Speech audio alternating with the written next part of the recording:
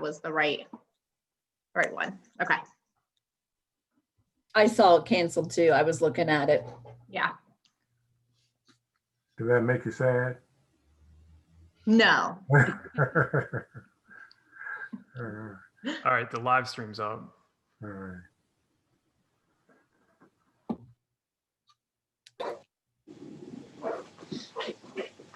Mike Gross won't be here. He's asked to be excused.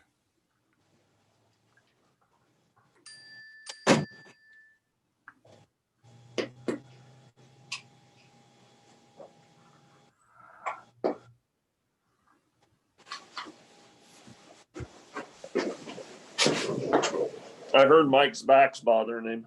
Okay. Yeah, he said he wouldn't be in. Wouldn't be here tonight.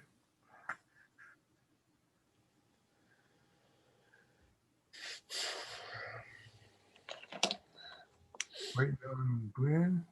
There's Jackie. Hi, Jackie.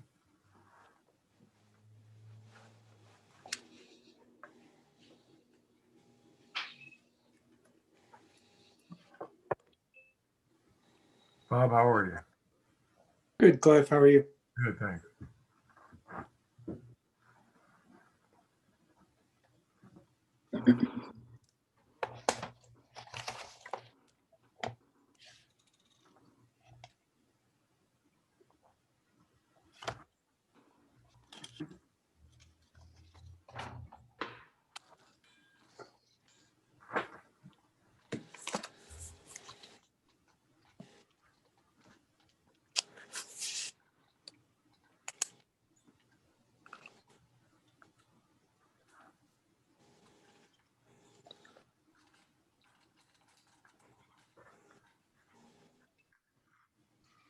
Roger, how are you? Good, Cliff. How are you? Good, thank you.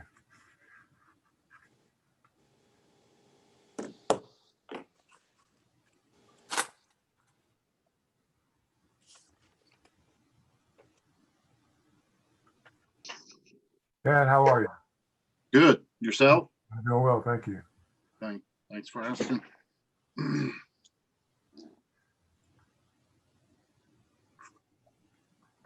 Did the mayor sneak out again?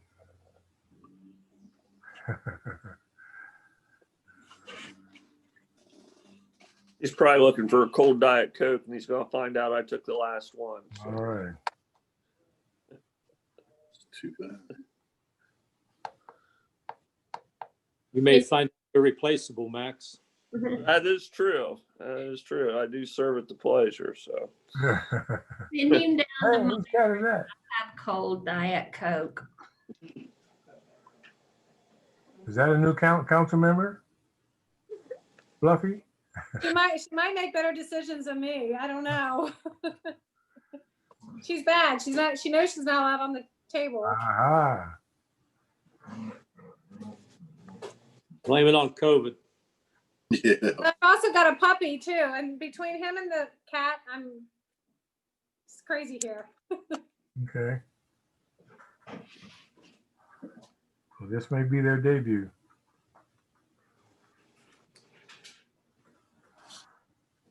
How you doing, Cliff? I'm doing well. How about yourself? Well, I've had such a long Monday that I thought I printed 2 pages and it printed front and back. So I was looking for my other page. Notice your Mondays are usually longer than other Mondays, right?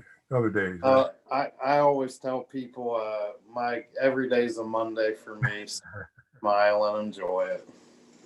All right. We're still waiting on Glenn, but we have I'm gonna, when we open up the meeting, I'm just gonna turn it over to you. You have a presentation you want someone to do?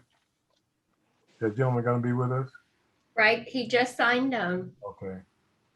So as soon as Roger gets in, if he's coming, or Glenn, Roger's here, we'll just open up and get right to it. I think you said you needed 30 minutes.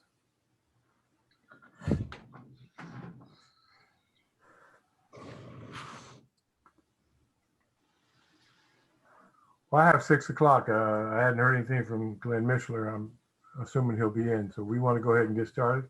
Welcome everyone to our committee meeting, 6 o'clock. And we have a presentation that has been requested and needed 30 minutes. So we're going to turn over to the mayor to make an introduction. And I would like to welcome Chris Jones with Bricker and Eckler. Chris, do you have anyone else on here with you? It's just myself tonight, Mayor. Okay, good. I think you can sell them on this. So basically, to introduce him, he's with Bricker and Eckler. We're working on PACE. Cherry said she thought it was paste, and I said, no, I ate that in kindergarten. PACE stands for Property Assessed Clean Energy, and it has to do with financing, and mainly Argyle Properties actually brought this to my attention, and now I'm bringing it to your attention, and it's basically another avenue to help spur development, help people, as far as progress, building, things like that, just move us forward. It's just one other avenue I believe that we can use. Not much work on our end, and I will turn it over to Chris, and I just want you guys to take it easy on him, okay?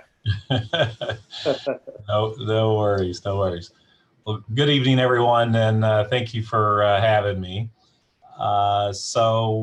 Again, the name is Chris Jones with Bricker and Eckler. I'm a PACE consultant, so just so everybody knows, I'm a non-attorney. So if you get into asking some real detailed legal questions, I'll have to refrain. But I've been in PACE here for a handful of years, and I'll kind of just start there and give an overview of where PACE got started and how it even gets to the local level to be implemented.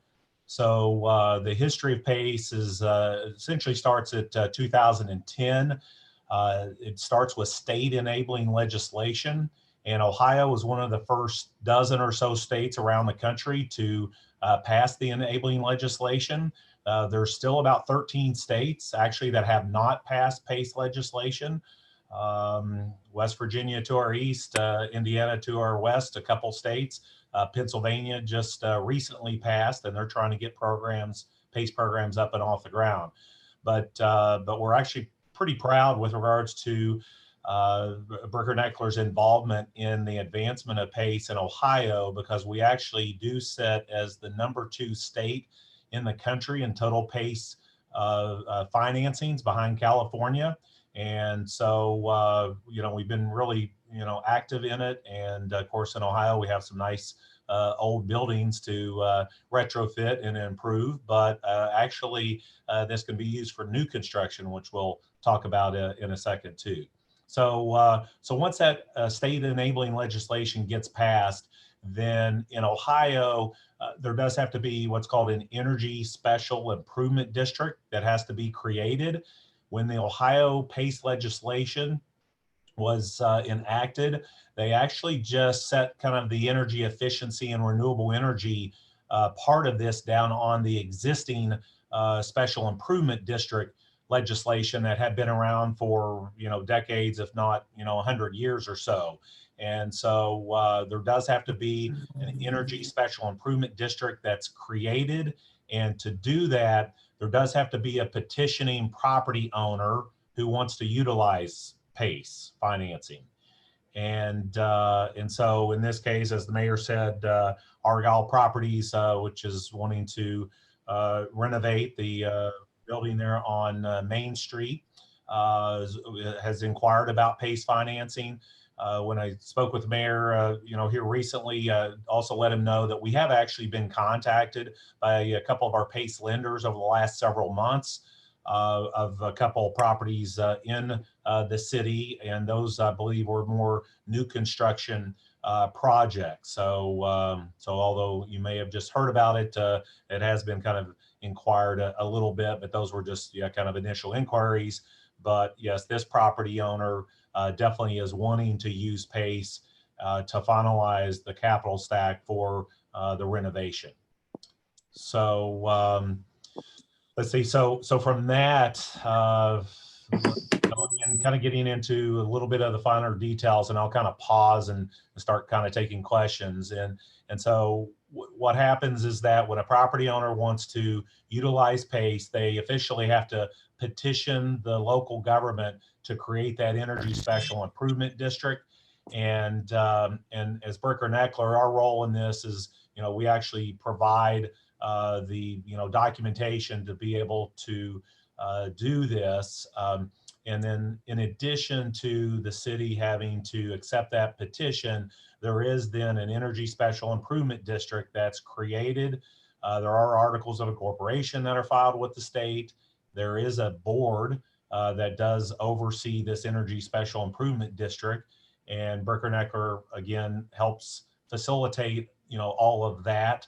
And then essentially once that board is created, the board in Ohio, there is a two-step approval process for a PACE request. One is via the Energy Special Improvement District Board, and then the jurisdiction, in your case, being the city, is the one who would ultimately authorize this special assessment request by the property owner.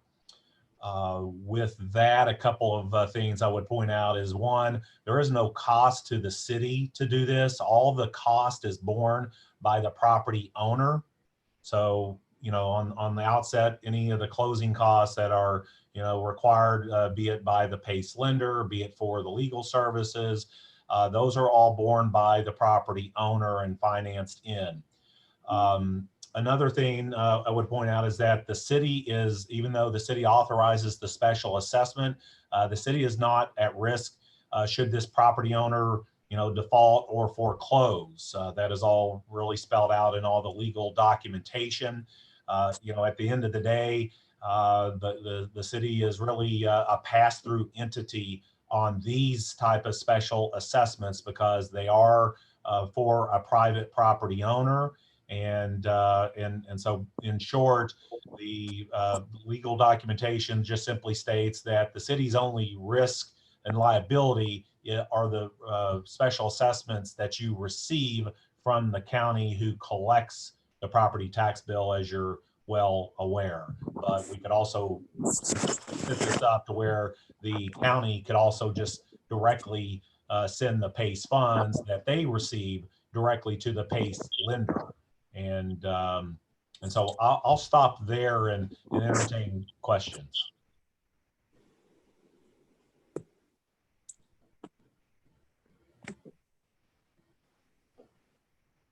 I'm Bob Skelton. I'm law director. I understand that all the cost of the closing eventually after the district is set up falls on the property owner, but the costs to do the petition and the incorporation that Bricker and Eckler does, I assume that is borne by the city. No, that is all part of the closing cost for the project and borne by the property owner.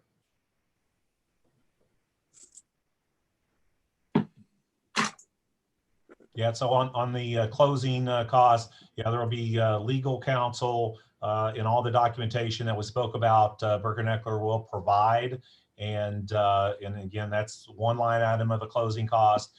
A PACE lender, these are private PACE lenders.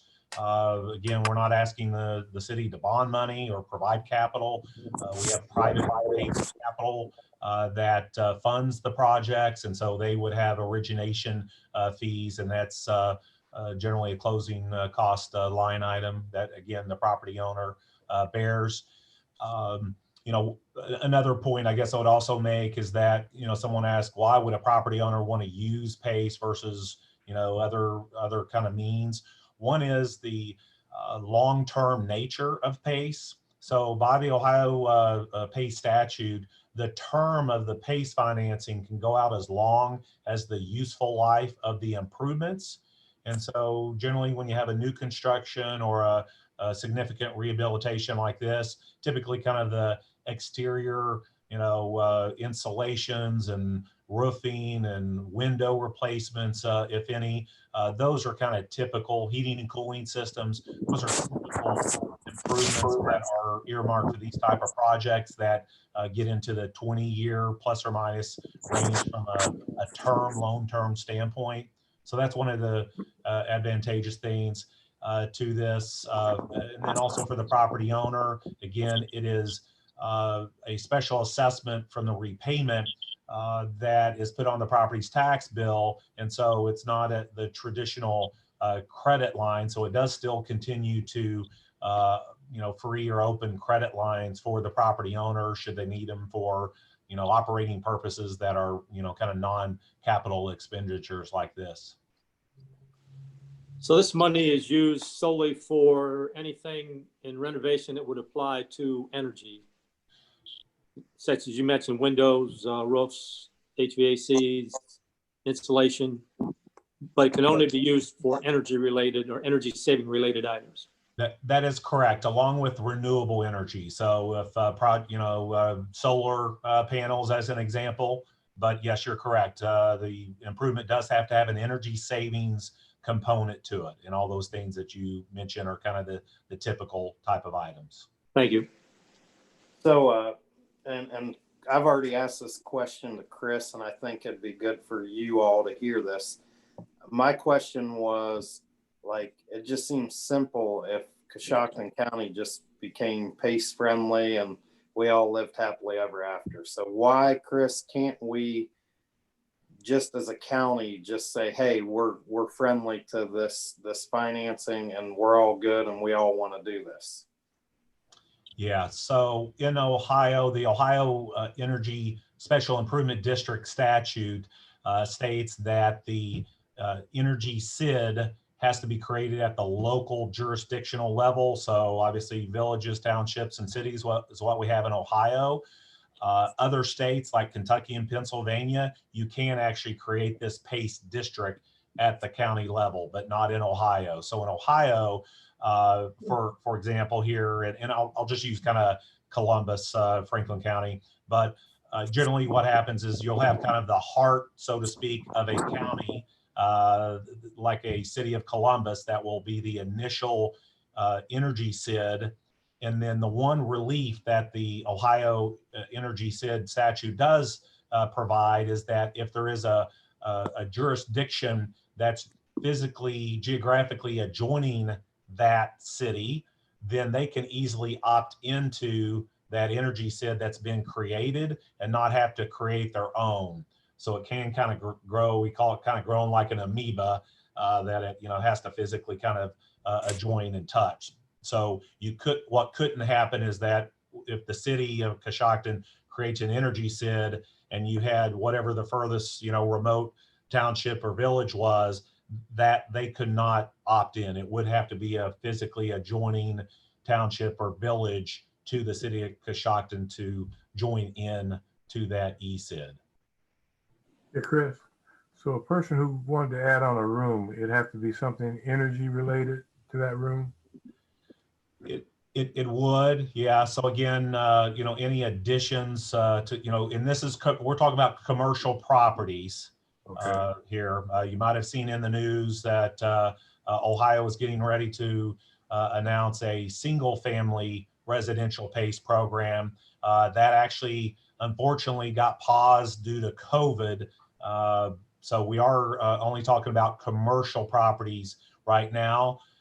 Single family residential may come back here sooner rather than later, but that program has been paused. But we are talking about commercial property. So if you're talking about a commercial addition, yes, what we would term the building shell or the envelope in that matter. So your exterior walls, everything, all the components or systems to those walls would be an eligible expense under PACE.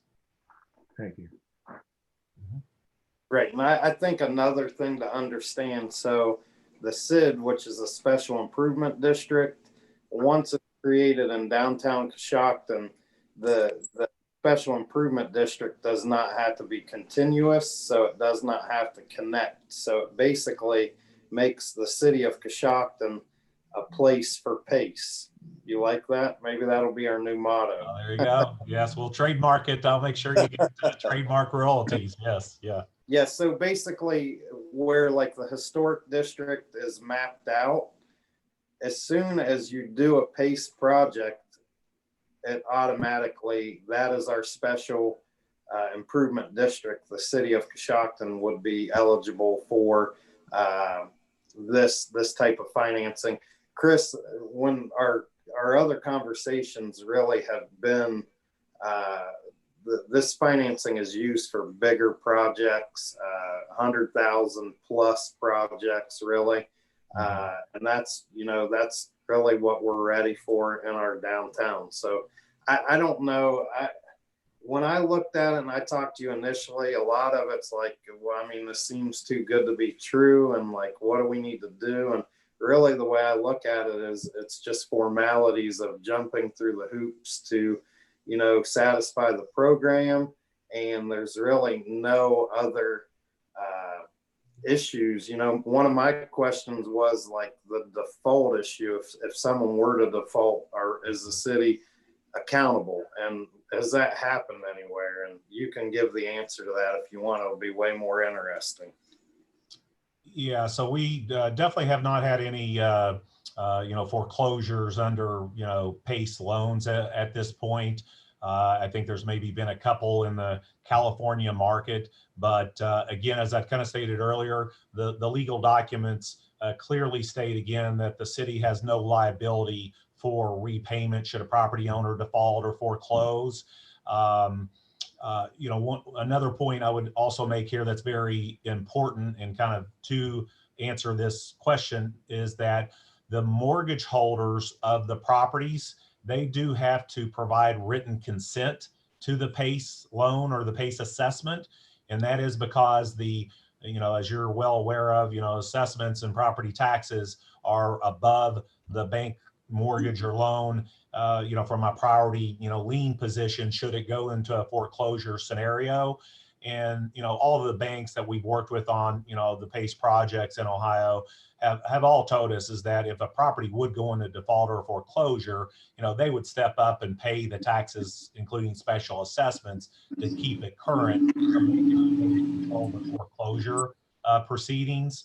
One of the things to keep in mind also is that should, as we're talking worst case, should a property go into a foreclosure scenario, the entire balance of the PACE loan does not become full and due like a traditional mortgage would. So if you had a 20-year term PACE loan and 5 years in, it would go into a foreclosure. Those remaining 15 years, assuming semi-annual property tax collection, you would have 30 payments remaining.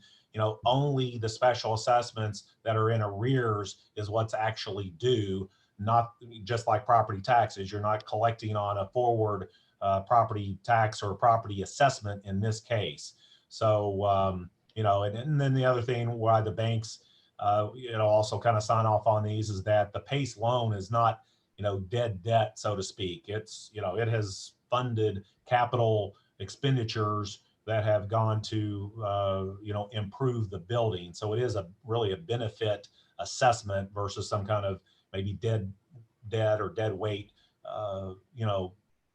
that's on the property. So it's just another point that you should be aware of. Again, that a mortgage holder does provide written authorization or consent to each of the PACE loans before we would even bring it forward to you. Anybody else? And Mayor, like you said, at the end of the day, to kind of boil it down, even though there is a lot of kind of legal documentation here, it really is a pass through. I mean, at a very, very high level, the jurisdictions, local jurisdictions such as yourself as a city is the only entity that can authorize a special assessment. And so that is the, critical nature of this, is that, you're the only ones that can authorize the special assessment. And that's essentially what is required and needed for the private PACE lenders to provide this capital at a 15 or a 20-year term. And then obviously the property tax collection system is part of that as well. What's involved in that assessment? Is that a regular assessment as a conventional lending institution would do? Or is there something different about it? Yeah, so as far as the PACE lenders, it's not the traditional kind of Huntington banks or Key banks or Fifth Third banks. These are all more kind of specialty lenders at this point.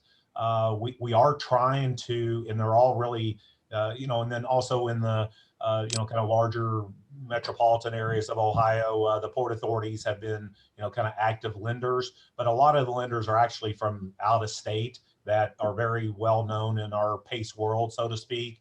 As Bricker and Eckler, we have a couple of our staff members, myself included, that are on the National PACE Trade Association board. So we do really keep our finger on the pulse of all things PACE across the country, and most of these have these PACE lenders have national footprints and lend in all the active PACE states. But we do have 2 or 3 smaller regional banks that have become PACE lenders. And from an Ohio perspective, we would love to see more local regional banks become PACE lenders. And but I think as time goes on, we will see more of that. Anybody else? Yeah, Cliff, once the property is foreclosed on, I understand that, let's say it's foreclosed on after 5 years and there's still 15 years left of assessments. I assume whoever buys that property in foreclosure takes it subject to that 15-year assessment that's still due. My question is, Coshocton, along with a lot of other cities, have a major problem with what we call ghost properties. In other words, out-of-town mortgage holders who don't go through the foreclosure process because they don't want the property in their name and take responsibility for it. Yet the property owner has left the property. So we have a building that sits somewhere in Coshocton where the property owner has left town. We don't know where they're at, and the mortgage holder won't foreclose to put it in their name. Do you foresee that the assessments that are still going to be on these properties for many years, is that going to be a similar problem in that the banks won't want it back and no buyer will want to buy it because there's still 15 to 20 years worth of assessments still owed? Yeah. So I guess the first thought there would be, if for whatever, the reason that the mortgage holder would not proceed on a foreclosure, I'm pretty certain that the PACE lender would, force the matter with, again, my understanding as a non-attorney is that, foreclosures are the county prosecutors kind of category to, prosecute and foreclose. Again, I'm a non-attorney, but that's my understanding. And so I know that the PACE lenders, if they see a situation where the mortgage holder is just sitting back, they definitely would kind of force the issue, obviously, taking the prosecutor's lead. And then to also answer your question about the remaining assessments, yes, a new buyer coming in would have to then, pick up the assessments. Or if there was a negotiation to where the seller, whoever was holding the property, in that case, kind of a mortgage holder, if they wanted to negotiate that, PACE, prepayment as part of the sale, they could certainly do that. But yeah, the assessments do transfer on the sale or transfer of the property, kind of good or bad. And we've had actually a couple that have, sold, and the property assessments have, just kind of cleanly stayed with the property for the remaining, term. No, and the way I look at that, because I actually, it kept me up one night. So if you have an assessment on it, yes, it's negative probably. The way I look at it is, if I'm going to buy a building, I have this assessment on it. But on the flip side of that, you have an assessment on an improved structure with, new systems that's very marketable. It's not like, hey, I have an assessment on this building that's falling over. Hey, everything's been done and I'm going to have to pay this little bit to purchase this property. So, one way it looks negative, the other way, I see the glass half full instead of the glass half empty on it, because I see it's been improved. And yes, it has an assessment, but I don't have to go in as a buyer and say I have to pay all this money to fix this. And the building is essentially made how it should be. and it makes it way more marketable. So I think that's the side that I want to see. That's was my biggest thing is it's a new program, and it's just I want to have an open mind to it. But that's how I see it is, you know, if we've made these improvements and that assessment's there, it would be a lot easier to sell a building that has everything done, that has a cost to it, rather than a building that's just fallen over. Mhm.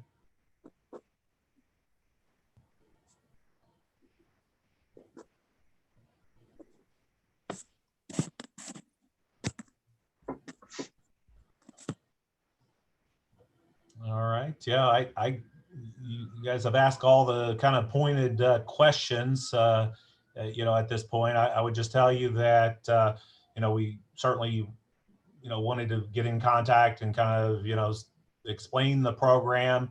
We know the property owner is, you know, eager to start having conversations with PACE lenders to see what kind of PACE terms that that you could, you know, see. But before we did that, you know, we certainly wanted to present the program and, you know, kind of get your feedback before we, you know, obviously told a property owner to start looking for, you know, PACE terms.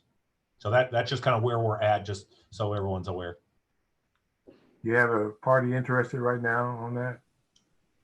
Yes, the Argyle properties at the 422, 424 Main Street building. Yeah, so they have secured, you know, historical tax credits. So there's quite a bit of equity, it appears, that's already kind of in hand, and it appears that they have, you know, kind of bank financing in hand too, and so they're needing, you know, PACE to complete the capital stack to, you know, to get started. Anyone else? So what do you need from us to move forward? At this point, you know, unless you're telling us like you don't want to do this, no way, don't waste your time in introducing the PACE lenders to Liz Argyle. That's kind of our next step. I know we had sent on Friday, Mayor, you know, some of the legal documents for, you know, for initial review.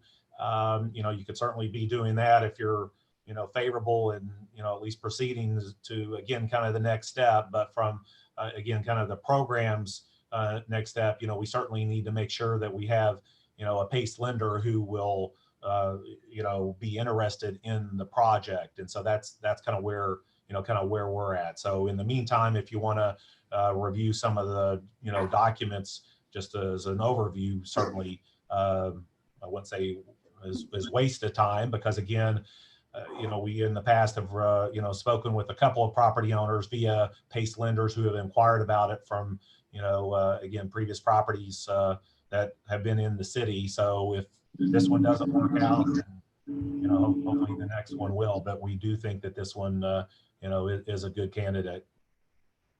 So basically, you just need to know that we're interested in the program so you can move forward.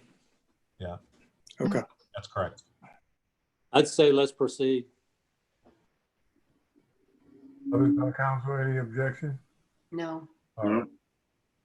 Okay.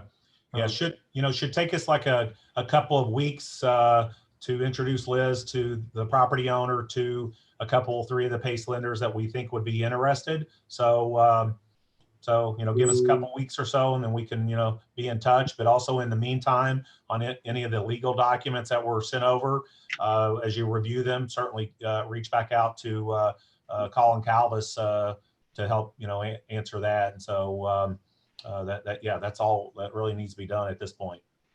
Hey, Bob, while we're all on here, you have the paperwork, correct? Yes.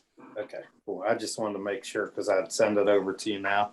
I appreciate your time, Chris. Does anyone have any other questions? Or so basically it's a verbal yes, we want to go ahead with it. I appreciate the support. I definitely think that this will not only help one person on one building, I think it'll help multiple people on the direction that we're headed. So really appreciate your time, Chris. And if anyone else has any questions for him, ask them. Let's throw him a curveball. Yeah. I was also going to say, certainly you have my contact information if that's been passed out to anyone. If anyone wants to reach out individually via email or phone call, more than happy to have more, detailed conversation. All right, well, if there's no further questions, thank you, Mr. Jones. Appreciate your time and your information. Okay. Thank you Thanks, all. Chris. Have a good evening. Good to meet everybody. Mr. Mayor, you have anything further? Before we move to the, I will actually, other than, actually I have a bunch of other things, but I think I took a half hour of your time with that presentation. Had a meeting with the sheriff's department late last week about speeding and about what, future plans are with how we're going to slow people down. At this point, we've saw a little action with tickets. So I recommend that everyone watching your speed, just talking about what's going on around town with drug issues that people don't hear a lot about. So it's good sitting down with the sheriff and Lieutenant Hardaway and Lieutenant Hevinger this past week and made some headway. And I think we're going in the right direction. The OHP at some point will be in town. We'll be doing a lot of drug interdictions, just focus areas and making a difference on that end. Just a lot going on at the present time, but it's been fun still. I love it. Love the people. Just want people to know if you reach out and you don't hear from me within 10 minutes, we're doing a lot. So just appreciate you guys' support on PACE. Look forward to moving in a positive direction. all right, thank you, Mr. Hey. Mayor. Yeah, Mark, is the sheriff's office invited to our Zoom meetings? Because they used to come in person. I just didn't know if they were invited to these. Yes, they are invited to these. Okay, anything further? Max?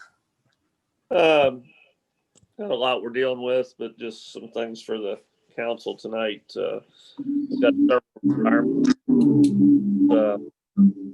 One's a 30-plus year employee at the wastewater treatment plant. He's a pre-treatment coordinator position. With Mr. Cadry, we're looking at making some changes to that down there and actually looking to switch that over to a maintenance position so we can get somebody to start training. As you all know, our maintenance supervisor, Terry Foster's, he's had a lot of time in with the city and we need to start getting some of his knowledge in somebody else's head. So we'll just make that pre-treatment coordinator a shared duty with Jared. So we got some things moving down there. Next council meeting, probably we'll see an ordinance to allow me to enter into a contract with an engineer for the Warsaw Water Project. As y'all remember, West Lafayette, that was kind of one of the first steps that we made in that. Luckily, this time we got a little more time to do it, but we will need an ordinance to kick that ball off. We'd sent out an RFQ to for all engineering companies to participate, and they've narrowed that down to one company using a matrix that we get from the Engineering Association of Ohio. So looks like we've reached a decision, and I'll share that at the next meeting as well. You also will have to have an ordinance for the rate structure we're looking at for West Lafayette as far as inside and outside customers. What we're looking at there is for the first year after the valve is open, if you're along that water line between Coshocton and West Lafayette, you will get a free tap and inside rates. After 1 year, you will go back to the standard 1.5 times for your tap rate and 1.5 times for your water rate. but that needs council's approval to make that happen. I don't know if you all heard, we got Chestnut Street's going to be closed tomorrow through Friday for railroad track repairs.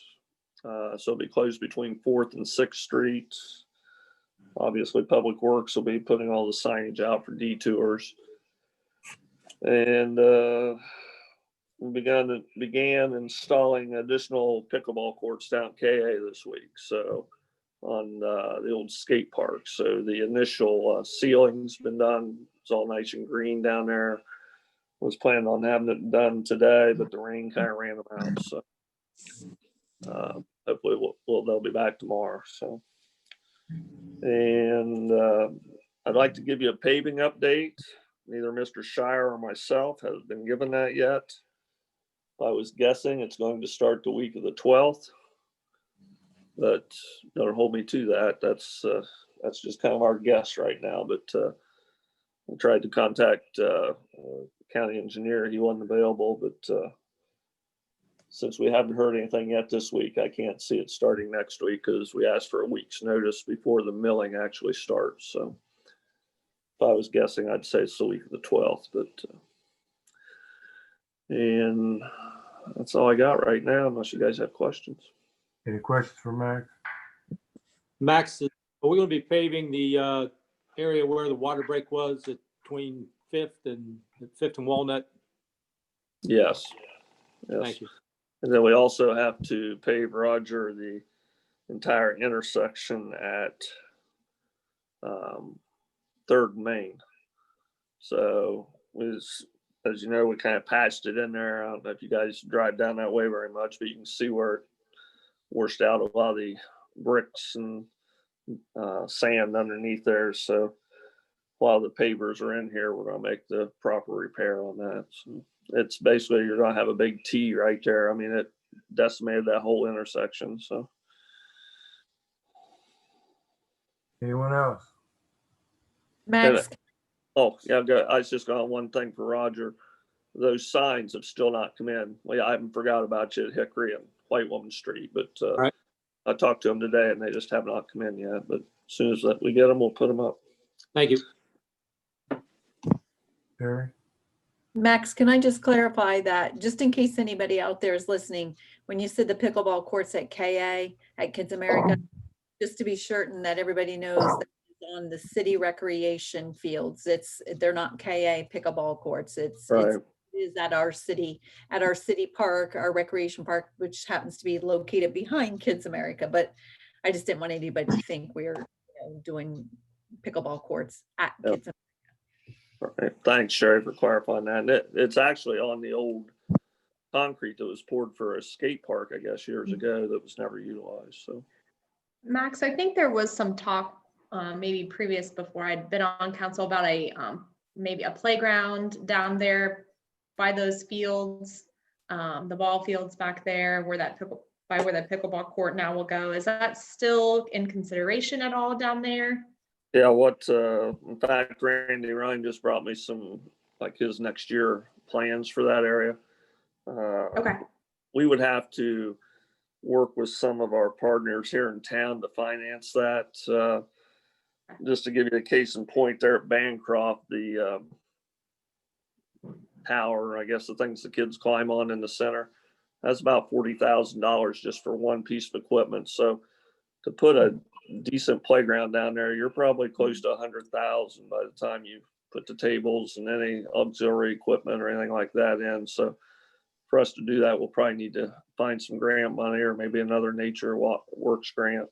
But no, there is, that'd be a great place for a playground, especially for families that's coming in for out of town with these baseball tournaments. You know, their kids that aren't playing have something to do. So Randy Ryan, who's our head crew chief, he's already on board with it. It's just need to find some funding for it. So, but you're right, that's a great place for one. All right, I got 640. Is there anyone else before we go to the auditor? All right, Sherry. The only thing I wanted to touch on tonight was keeping in line with Max with the nature work grants. We did receive it was applied for last year, I believe, with our previous director, Steve Jones. But I finalized all the reports and the filings for the Hull Park. And we did receive the full grant money that we were awarded of $60,923. But I just thought I'd let you know that we did spend $116,862, and then we got almost $61,000 of that back for us. So we did have some money out into that, but just thought I'd let you know that was the final stuff. Everything, the pictures and everything that was submitted was accepted, and I filed it on September 2nd, and we had the money in the bank on the 10th. So that was pretty darn, quick turnaround for them to get the money back to us for it. So just thought I'd let you know that. And other than that, I don't have anything else this evening. Any questions for Sherry? Okay, Bob, you have anything? Just to let you know, we did have the eviction hearing on the Gilbert properties. The hearing went as you would expect. We were successful in the eviction. We have entered 2 of the 3 properties, the 2 on Elm Street. The properties were probably worse than what we even anticipated, full of what the health investigator and the zoning investigator and myself would clarify as basically junk. It was too dangerous to enter the buildings because of mold, because of floors falling in, ceilings falling in. So we did our best to treat the properties for rodents as well as insects. And we're now in the process to wait for the successful bidder to tear down the 2 Elm Street properties, and then we'll move on to South Lawn. That should take place, I hope, within the next couple of weeks. Okay, very good. Anything for Bob? Any questions? Sherry, do you have anything for us? Clerk? No, sir. Okay. Any reports, meetings with the committees? Yeah, I would like to, I went to Cassingham Holler, and I talked to about 10 residents out there, and they all kind of agreed the speed limit need to be up to 35 because people don't do 35 anyway. They do 45 or 55. But I think we ought to go ahead and make it 35, and I can maybe get with the mayor and he could call with his sheriff again, and we can get some more cops out there watching, maybe parking somewhere out on Cassingham and catching some of these people. So Chad, this Max. Yep. Going to do the entire from Otsego all the way to 541, 35 mile an hour all the way then? Or were you saying something about 25 down by Albert's or? Yeah, I was thinking 25 up to like where the old alternative school was. Right. Just because there's a lot of residents there pulling out and backing in and all that good stuff. But and then going 35. But I'm fine. However you guys. Yeah, I mean, I think Roger, you got anything to throw?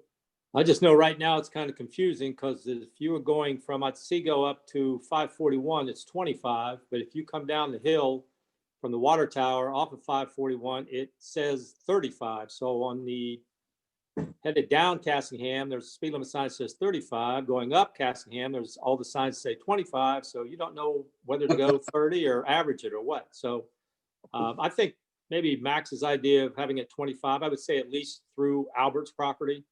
Right. Going 35 from that point on, because that, trucks going in and out of Albert's is pretty busy. So I think that would be a good compromise. I'm good with that. Thanks. This is Glenn. Will something like that require a vote by council or just an agreement to let the powers that be set a speed limit with our recommendation? It will require an ordinance. Okay, Oh, Any questions, any further questions on that speed limit? Okay, so we'll go ahead and, you'll have an ordinance I have next, a question. yes. Sherry? How are we gonna word that in an ordinance to where the old alternative school was? Is there a building there? Can I get will I be able to pull an address? That's why it might be easier just to post it at 25 through the Albert properties and then post it 35 from that point on, rather than specify a certain address. Because I can't be driving up the road and, okay, there's that address. I know we'd have a sign there, but you know, if I know it's 25 through Albert property and then 35 the rest of the way, because I know the alternative school is not there anymore. I don't know, is there a business there now, Max? A&B Construction bought that building. I And think Go ahead. And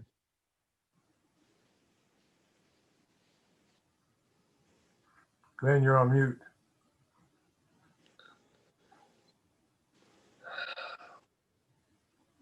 Any other questions? I lost Glenn. Okay. Any other committees have anything? I had a couple things. One, I've talked to Jeff, and I know he talked to Bobby about the business registration discussion that we had. And there was some, I think, confusion that a business had to work 20 consecutive days in order to have to pay payroll taxes, et cetera. And in reading the direction or legislation on that, it does not stipulate 20 consecutive days, just 20 days is the way I read that. So if a business is going to be in town and working 20 days throughout the year, then they should be paying payroll taxes to us on day one of that if they know they're going to be here more than 20 days. I guess my question is this something we want to continue to have, or if we're not going to enforce it, we want to get rid of it? Because I don't think it's fair to our businesses who are registering and showing proof of insurance, comp, and then we have businesses coming up overnight and they're not registering, not paying taxes, et cetera. So if it's important, we need to enforce it. If it's not, we need to get rid of it. Right. No, Roger, we've had some discussion about that here at City Hall, and I've even talked to contractors who agree with my thing. It's kind of hollow because there's no penalty for it. There's no fee for it, and that's kind of where I think overall we could get into if we registered contractors and charged, like we could fund maybe a position or time to get out there. And then if we have that position where you're not registered, I think right now it's basically a hollow ordinance. I mean, just, hey, you need to tell us you're working here. I mean, Right. you don't, The issue to me is the resources to go out and to chase people down to do the right thing for absolutely no cost that on our end doesn't really do anything. are we missing out on tax revenue by not making these companies? Sure. So I mean, how much revenue are we missing out on? well, and I think for years we've spent this, like for years, it's going to cost money. Well, I agree. It's going to cost money to put someone out on the street to enforce that. But how much money have we lost by saving money? And that becomes the question. And that's where I sold that to council, but council didn't want to buy it. So on my end, I don't really want to hear it because I had a person to go do that and I talked about it. And I don't know why we're still having the same conversation when I already told you what I needed to do to get the job done with what you need to do. And for some reason, we didn't do that. So if you want to do it, let's put some money behind it. Let's create a position and let's go out and do it. But for so long here, and it's not just here, it's everywhere. We save money. Well, we don't really save money because we can go out and make money by doing things the way they need to be done. And I've already proposed a way to get this done.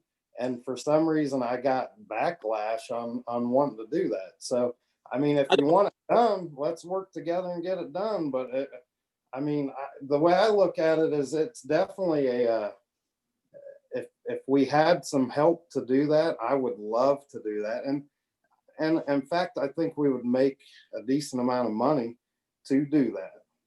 I don't recall, I'm gonna have to go back and read that job description, but I don't recall that particular aspect as being part of that job description. I remember the being assistant to Jeff, assistant to Max, helping out utilities department. But I don't remember anything specifically about making sure those are registered. I can go back through and read the job description, But if they were assisting Jeff and they were assisting Max and they're assisting the utilities, it's basically a person that we could put to focus. Hey, we need to look at this area and let's go. We can increase the revenues. And that's what that position was. So they weren't just locked in at like the utilities office or my office. I mean, it was basically a position to where it was flexible to everyone to where we could use them to our benefit, like in any area. and I understand that. I would rather see, personally, I'd rather see something more specific so that we can say, okay, this person is responsible for doing this. I think it'd be an easier sell, but I know still I don't know if we're still on a freezing hire or not, but maybe you want to get something along that line available for us when our hiring freeze ends, COVID ends, whenever. But I don't remember that being part of our discussion. If I may say, it sounds like we need to continue this conversation. I have 6:52. I do want to give you all the time for a bathroom break before we start. We'll definitely and if there's something, I'm even into residential building code because we've never had that here. I'm into a lot more than just like contractor registration. There's a lot of things we could do and what we need to do. So I'm more than happy sometime to go over that with, what we've talked about here and let that out to council and work together to figure it out. But that's kind of why I propose that, to try to get the ball rolling on that area, whatever area we want to focus on. Then we have that person and that underneath us to get that help of whatever direction we want to go in. And why don't we just continue this conversation and get something worked out, man? But I do want to give you guys a break before council. Cliff, I have one more thing that I just want to throw it out there. We can think about it before our next committee meeting, and that's dumpsters on residential properties. Because we're getting some complaints about dumpsters at residential properties and being there, more than just a few days for construction purposes. So hopefully everybody can give that some thought and we can talk about that further at our next committee meeting. Thank you. All right. Awesome. Why don't we Thank you, guys. Go ahead. Why don't we go ahead and take a break and we'll see you at 7 o'clock. Thank you.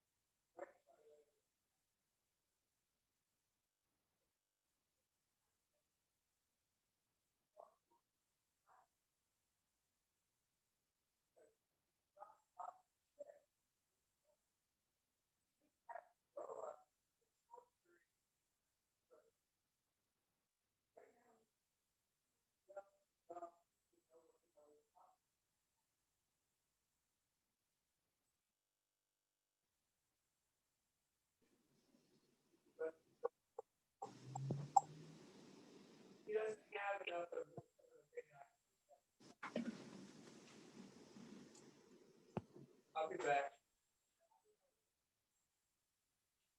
That's nice to know. I like to know that.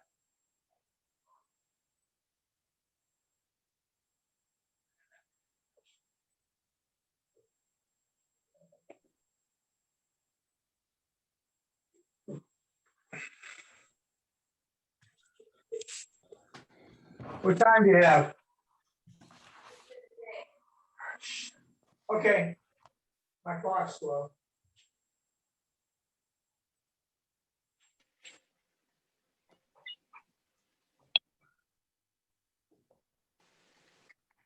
Roger, I'm going to ask that you lead us in the pledge tonight. Would you please?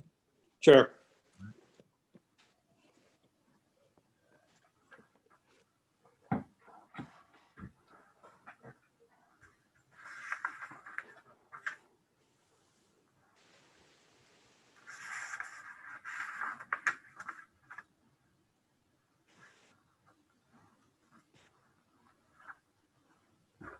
Is anyone else having problems with their computer freezing up? A little bit.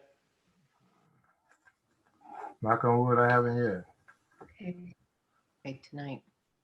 Well, I had to leave the meeting and sign back in. Mine froze. I could hear y'all, but nobody was moving or breathing.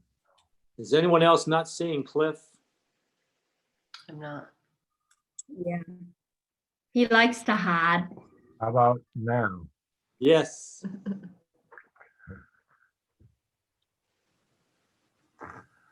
Waiting on Glenn, the mayor,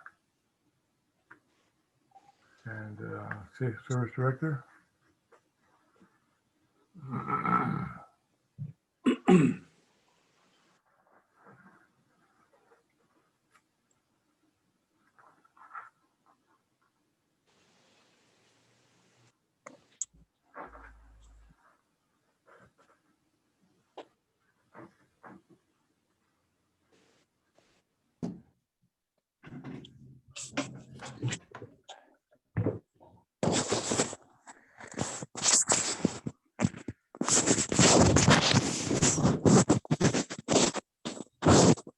Sounds like Glenn.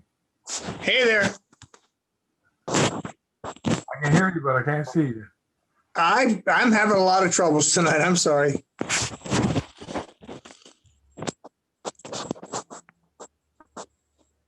thought I was gonna have to send Me you a rest. too, Glenn. I wonder if it's something. There, I'm on at least. Okay. Cliff, I apologize. I had to go down to the hospital in Zanesville today, and I got back late. And when I got back, the stupid iPad wouldn't recognize my email address. Okay. So I got to figure it all out. We are rolling. We're recording. I do have 7 p.m. Who we missing? Sherry. Okay. I see the mayor. Is that everybody? Ah.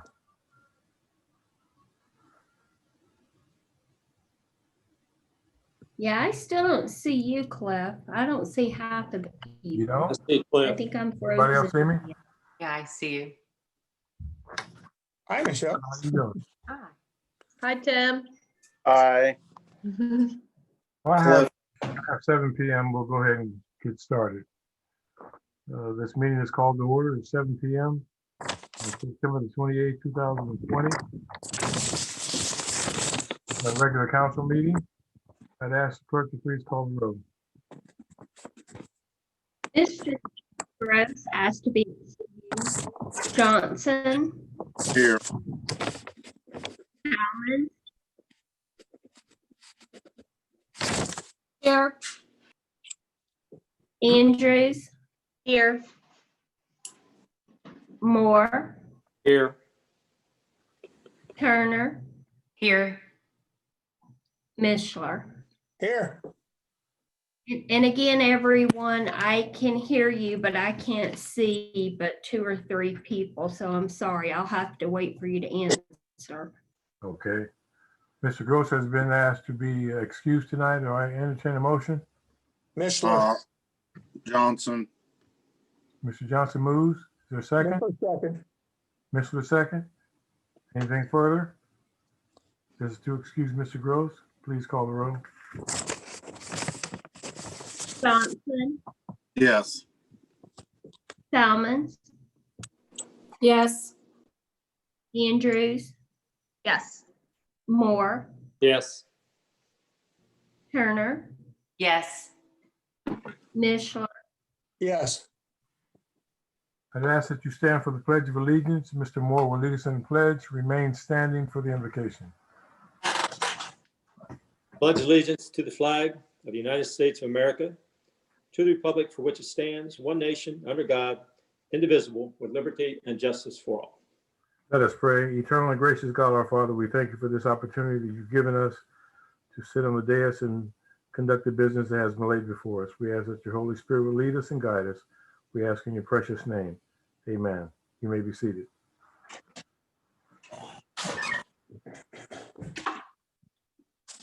Council should have received minutes dated September the 14th, 2020. Got a chance to review those. Are there any questions, additions, deletions, or corrections? Make a motion the minutes be accepted. Moved by Mr. Johnson to accept. I'll second. Mr. Moore, Moore. second. Anything further? Clerk, please call the roll. Johnson, Yes. Salmons, Yes. Andrews, Yes. Moore, Yes. Turner, Yes. Mishler, Yes. Those minutes are approved and accepted. Thank you. Madam Clerk, was there any public input? Emails, text? I have not received any. All right. Since there are none, no public input. Any standing committee reports? Then we'll move to the mayor's report.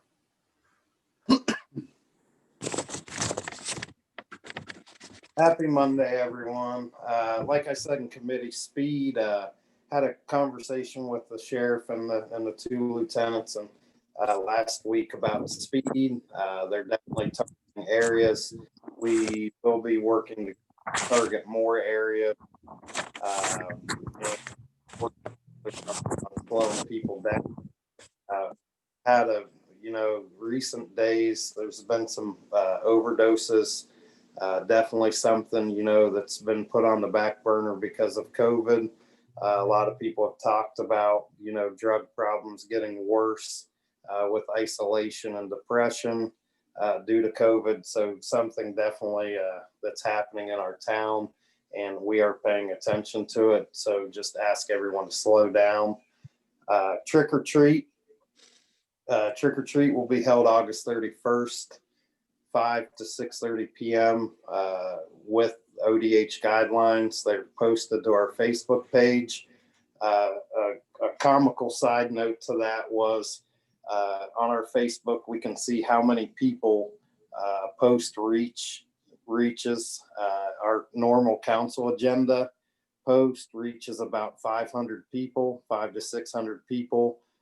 Trick or treat must be way more important than local government because we're over 20,000 people reached on the trick or treat post that I posted. So just wanted to let the people of Coshocton, the city of Coshocton, know that now is a better time than ever to get involved with local government and the direction of your city, because you don't even have to leave your house. So I invite everyone to get excited about their local government as much as they are excited about trick or treat.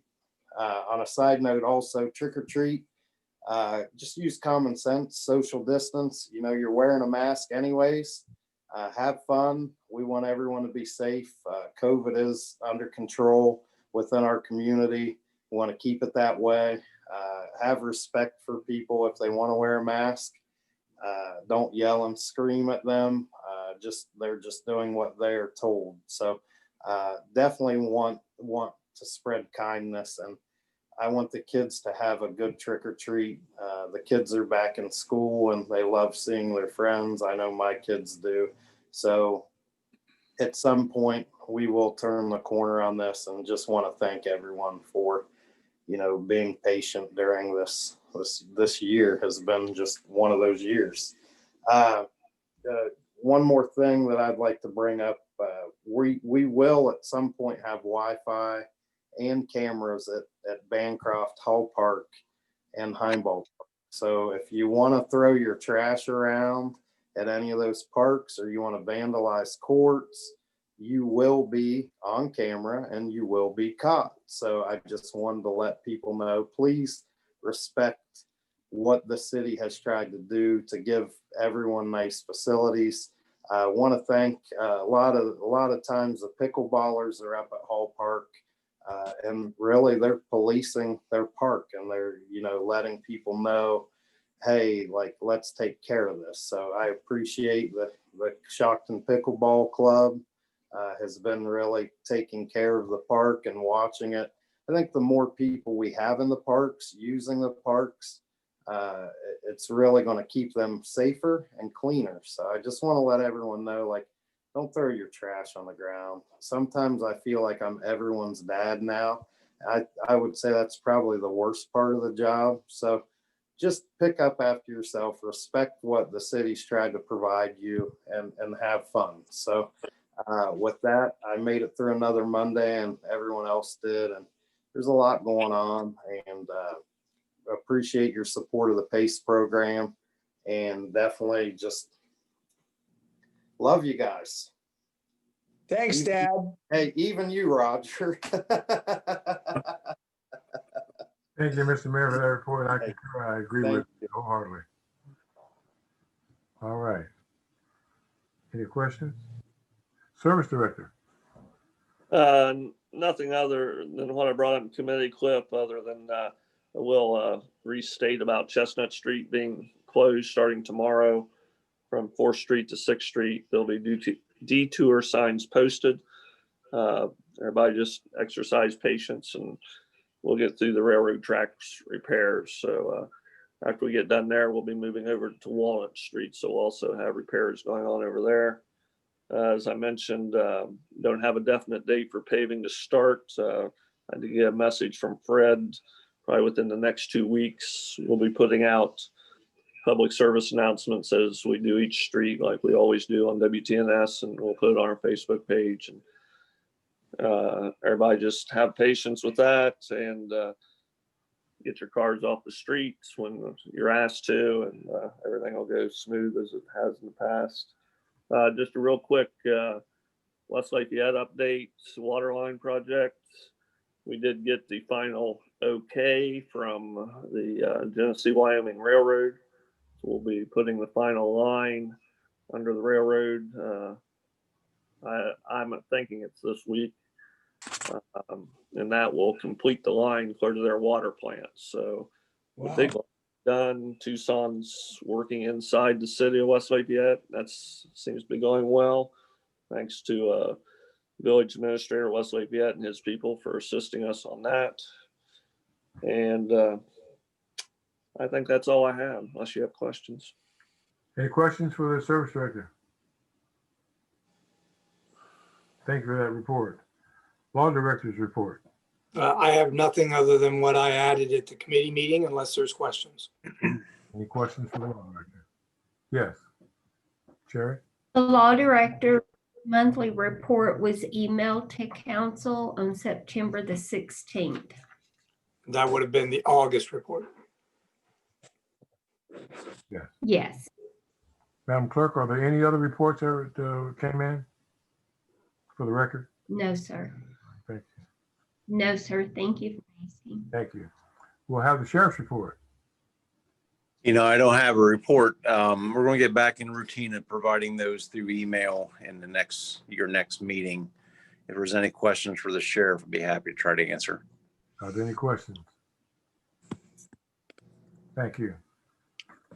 We'll have the auditor's report. Good evening. The only thing I have this evening, last at our last meeting, the detailed check report dated August 20th had 2 checks at the end that were actually dated August 25th. I didn't catch that at the time until actually till today. So I need to have in the minutes, you guys have all those, but if I can have maybe just a notation in the minutes that those 2 checks were dated August 25th and approved along with those, I would appreciate that. I suppose if you want to take a quick vote on those, that's fine. Or if it, just however you want to notate it, that there were 2 dated August 25th. Sherry, should that be an amendment to the previous discussion?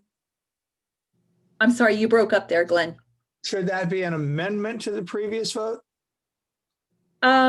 No, I think if you just want to, if you want to just go ahead and approve those 2 checks that were dated August 25th.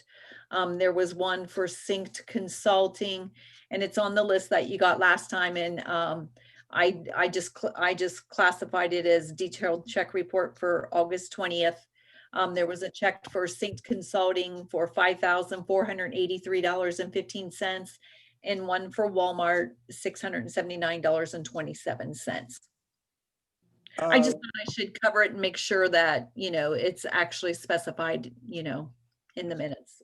Mr. President, I would please move that we approve those 2 additional checks previously dated for the August 25th report. We have a motion on the floor by Mr. Mishler. Is there a second? I'll second. Haley Andrews, second. Any further discussion? For those 2 checks, clerk, please call the roll. Johnson, Yes.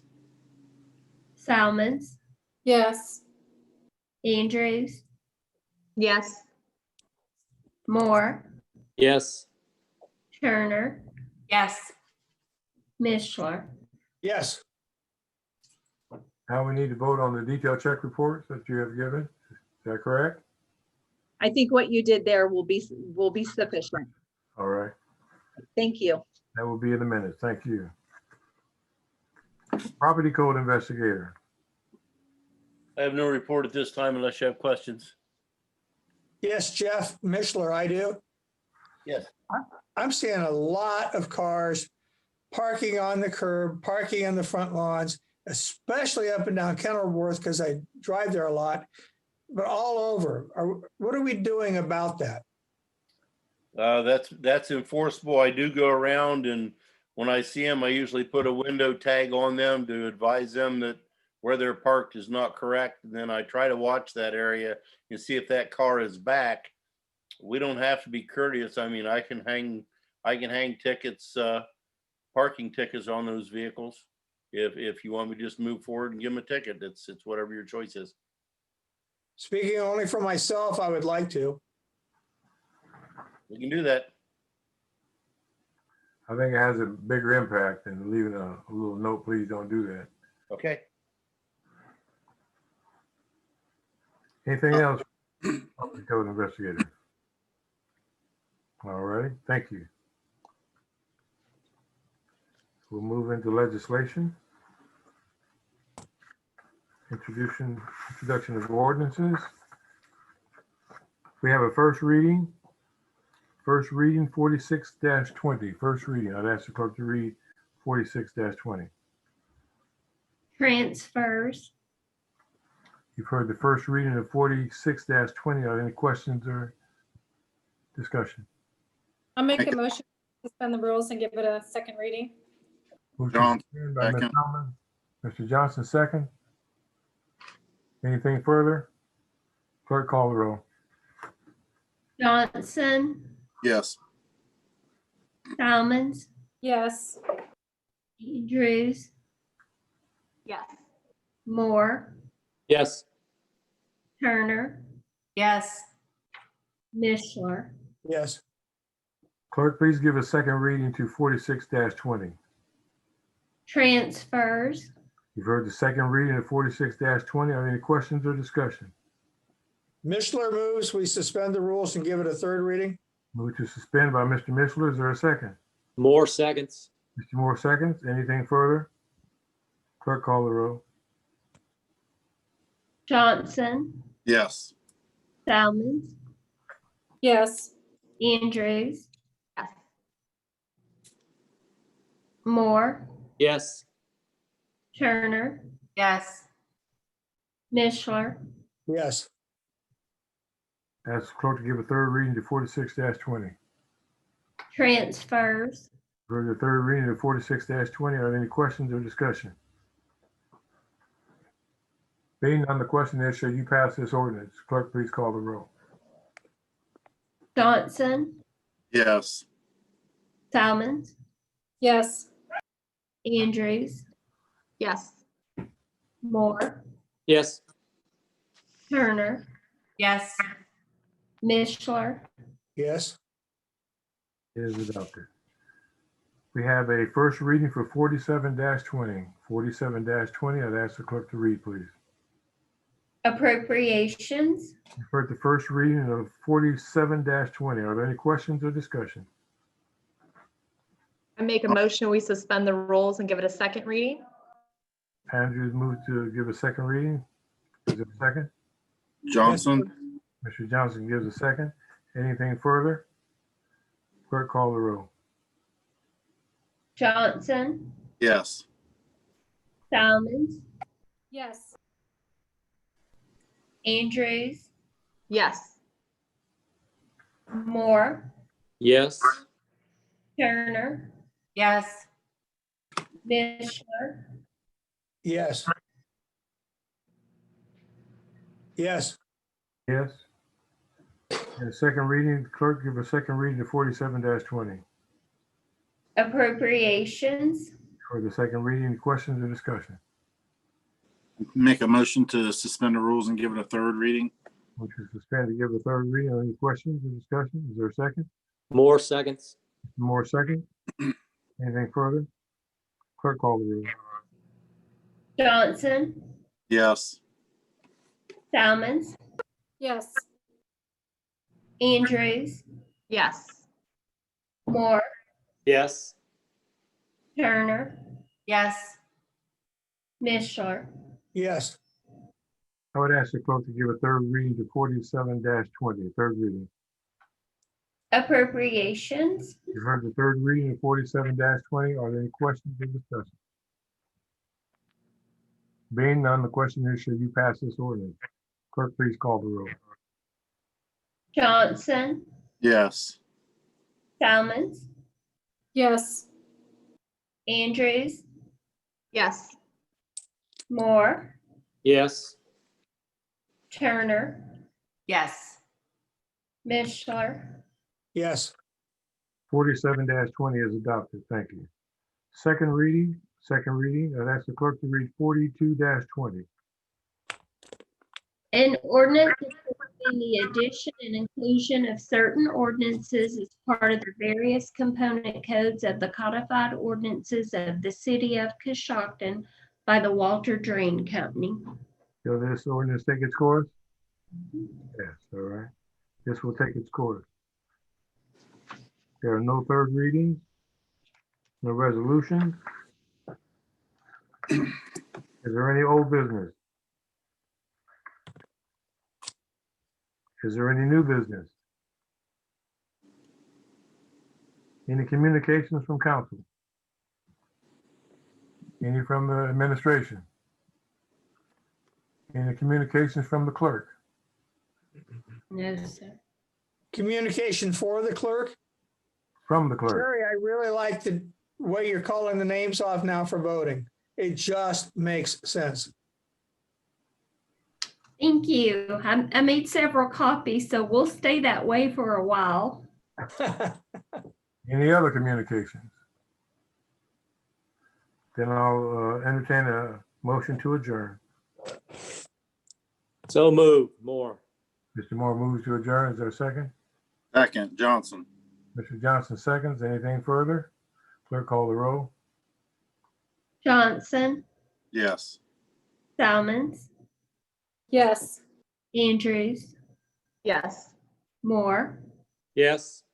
Turner, Yes. Mishler. Yes. Time is 7:23. We are adjourned. Thank you so very much. Good night, Thanks. y'all. Bye. Good job, Cliff.